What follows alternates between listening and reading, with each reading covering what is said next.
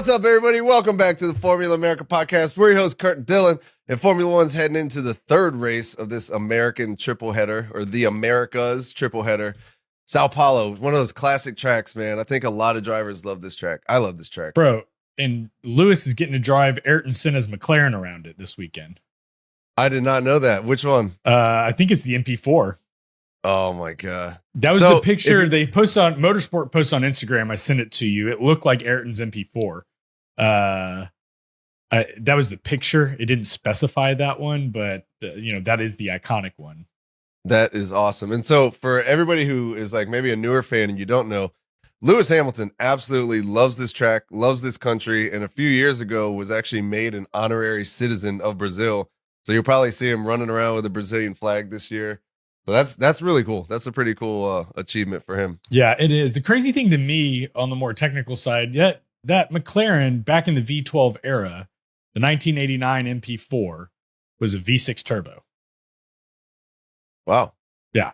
Those things were cranking out like 1,200 horsepower. That's back when there 1989 V6 turbo. Like, pretty awesome. But yeah, so Lewis is going to be driving that around. Like you said, I think everyone loves this track. It's an old school pre-World War II era field. Again, kind of like Silverstone with banked turns. They basically start on the side of an oval. Like, the track's just kind of wild. You've been there. I have. I went there last year. It was actually a really cool experience. Last year, I was there. I was right next to the grandstand where that massive storm blew in during qualifying. Everyone was asking for their lights to be turned on. Yeah, I actually saw somebody posted a video of it. They called it Max Verstappen's storm lap, and he's coming up to the start finish. Yeah, and it's just black. And we're sitting there. We're like, this isn't good. We hightailed it out of there. Got into a cab, the most expensive cab I've ever been in. We just got the first one. And as soon as we got in, it's like the bottom fell out. There was trees falling. The cab driver's like going around trees. It was like out of the movie Twisters. And then it ripped the roof off of the grandstand that was right next to us. So it was absolutely wild, but it was so much fun. That is insane. And I think that this weekend's going to be pretty crazy. There is a chance of rain in the forecast, although it is shifting slightly. But more than that, they literally just finished resurfacing the entire track. And not only did they resurface the whole track, it's a new compound, and they did a special pressure washing on it to ensure that it was immaculate. Oh, a completely virgin surface? A completely virgin surface on a sprint weekend with one free practice. Wow. Last time we saw this was it Saudi Arabia or Qatar, or maybe it was Jeddah? They just built the track, and they were driving all night with road cars around the track to try to get some sort of rubbering. Yeah, they're not doing that. They went the opposite direction and used a special pressure washer to clean it. I love this. The chance for chaos. It gets better. Oh, my God. Okay. Every year we've been at Sao Paulo, we've used the C2 through C4. This year, they're bringing C3 through C5. So we have softer tires on a virgin track that no one's used to. With one free. This is going to be exciting. With rain in the forecast. This is why I love the new sprint format so much, because I'm not a fan of 3 practice sessions and all this. I love the one practice session. Get out there, figure it out, see who gets on top of the ball and who doesn't, and just go for it. Yeah, that's what's going to happen. It's going to be a little crazy. Also, the other thing, I'm looking down at my notes. It is a virgin surface. They are washing it. They are expecting it to be more abrasive than the old surface because the old surface was so old. So we have a softer tire setup on a more abrasive track that's never been driven on. This is going to be exciting. I'm sure the strategists, they're already just like salivating, thinking of what to do. Well, so let's talk about that. So last year, historically, this race is a 2-stopper. You got a pretty forgiving pit lane. It's generally a 2-stopper. There's always a high chance of safety car here.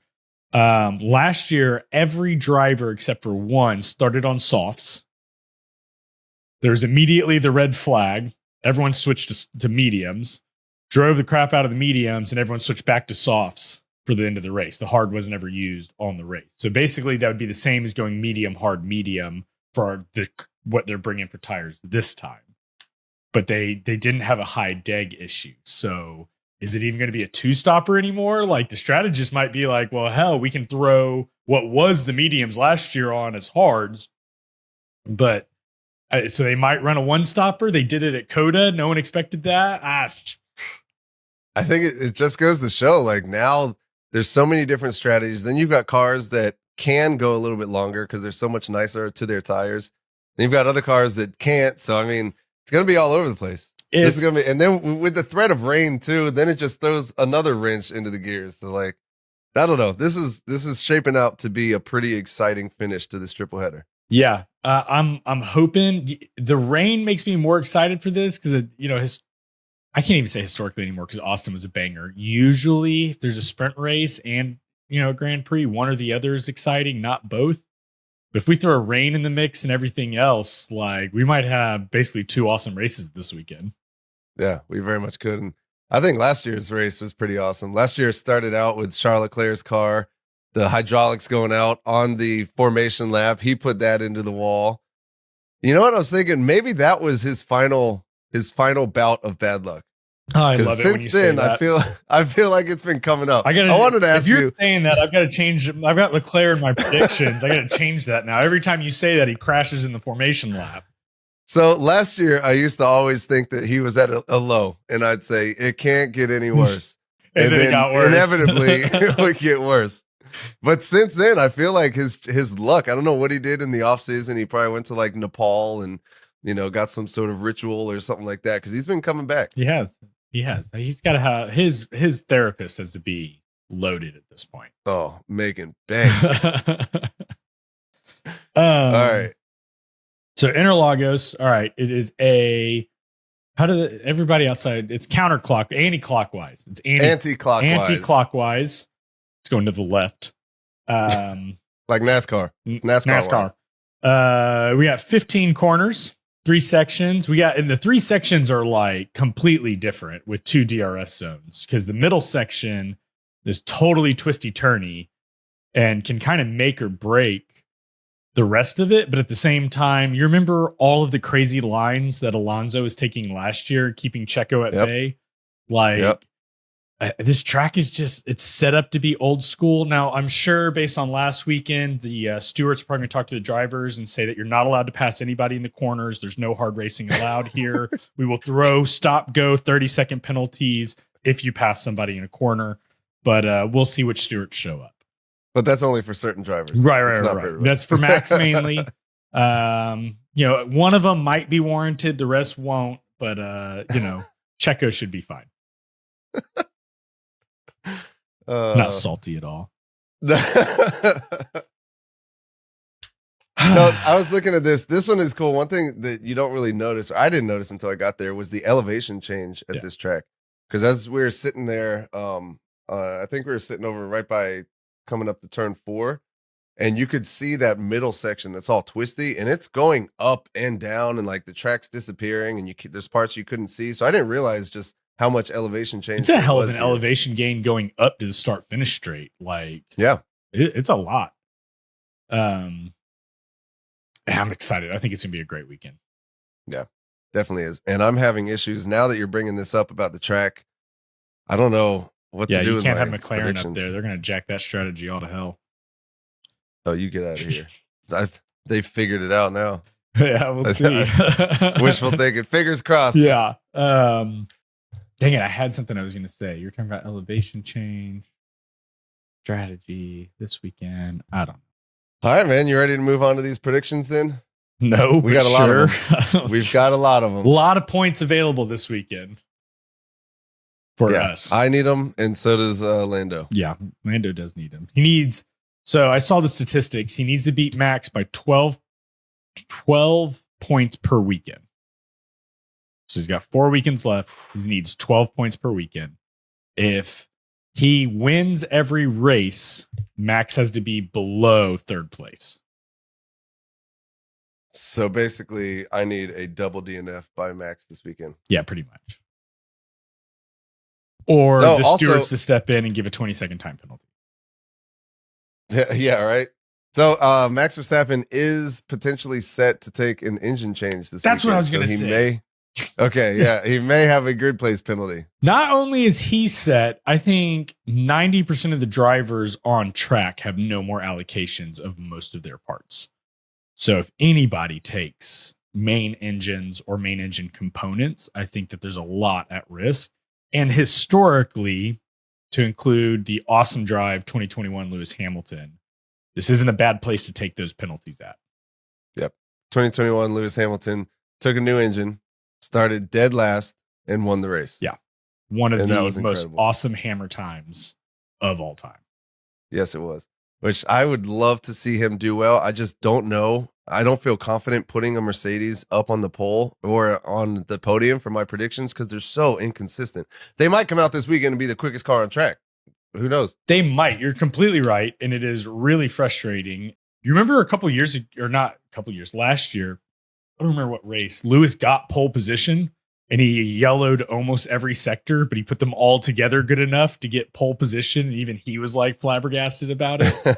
I had the same thought. I was driving home from dropping the kids off and was like, I want to put Lewis on pole, but that McLaren's too tricky right now. Or not McLaren, Mercedes. I'm sorry, Mercedes. Yeah. I had the same thought. Yeah. All right, well, let's do it. Let's hop in here. All right, so sprint. Right off the bat, Friday, sprint quali. Who do you got on pole? Charles Leclerc. Oh, I have two alternates just in case we have the same, and I don't have either one of them. I don't have Charles Leclerc on either one of mine. So sprint pole, I am gonna put Max. Ooh. Okay. Who are your alternates? Lando's obviously one of them. Who's the other one? No, actually, I had Piastri as my alternate. Oh, fair enough. I don't know. I never count Piastri out when it comes to sprints. So. No, I don't either. And on that note, P3, I have Oscar Piastri. All right, P3, I got Max Verstappen. Ooh. So on pole and falling back. Yes, sir. That one lap pace. That's what I'm banking on. Fair enough. Who do you have on P2? P2, I have the Aussie Oscar Piastri. I've got Lewis Hamilton on P2.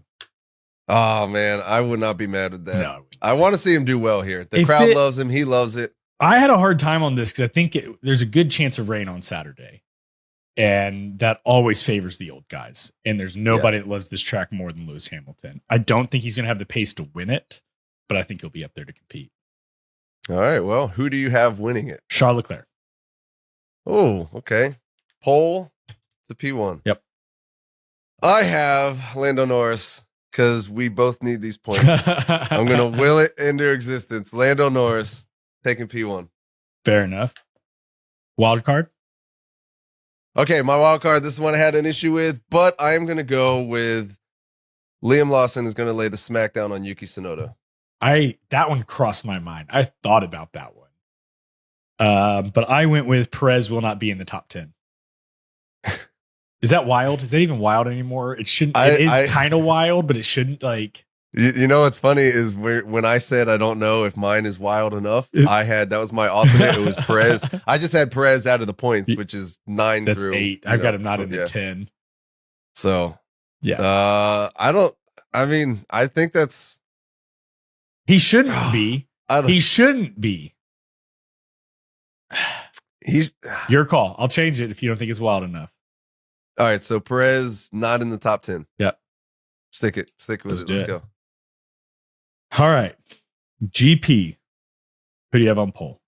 All right. Grand Prix on pole. We just flip-flopped. I got Charles Leclerc. I've got Norris. Oh, hell yeah. All right. I don't like my podium for the Grand Prix. I really don't. I struggled with this one so much.